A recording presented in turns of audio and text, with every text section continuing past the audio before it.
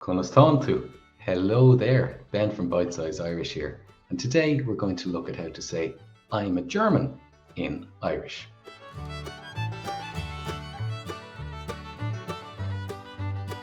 Are you ready to go? Okay. Is Gearmánach me. Is Gearmánach me. And one more time. Is Gearmánach me. So in terms of grammar here, we have the copula is at the beginning, which is a special form of the verb be or to be. And we use it when we're talking about things that are true in the long term or things that are enduring, such, for instance, as your nationality. So this is followed by Gearmánach, which is a noun in this case, meaning German. We don't have the word a. You'll notice there in Irish, whether we're saying an, a, or simply the noun depends on the context. In the context of this little statement, is Gearmánach me means I'm a German. The me at the end there is just the personal pronoun me for me or I. So in terms of syntax, we can think of this in English as being is a German me.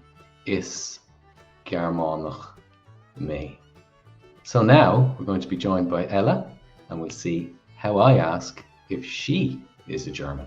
And she will reply, Ella, an Gearmánach who? Ní Gearmánach me. Oh. So just there I asked Ella, an Gearmánach who? So the first word, un, is the interrogative or the questioning form of the copula is. The next word, Gearmánach, we're familiar with, German or a German. And then we have who, which is personal pronoun you, singular.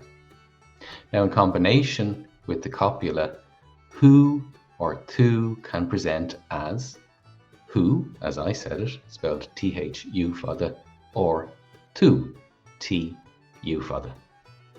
Ella responded, Ní Gearmánach me. So here, ní is the negative form of the copula is. Gearmánach, we know, and then me is the personal pronoun I or me. So, ní is not, Gearmánach, a German, me. I am not a German. Ella, an Gearmánach who? Ní Gearmánach me. Oh. So there you go. Now this word Gearmánach, in the case of the statement is Gearmánach me, well that's a noun, but the same word can also be used as an adjective, or it has a form as an adjective.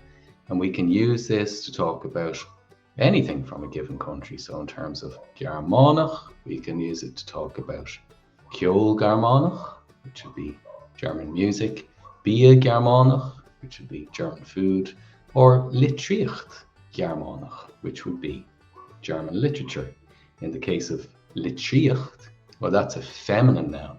So we're aspirating Gearmánach when it follows it. So litríocht Gearmánach. So in Irish, the adjective follows the case, the gender, and the number of the noun. Okay then. I hope you enjoyed today's little lesson. If you'd like to learn a little bit more Irish with Bite Size Irish, then you could take our Where to Start quiz. You'll find the link in the description below. Wimshe Ben, from me Ben, Gideon Hiadorella. Till the next time, slán go fóill.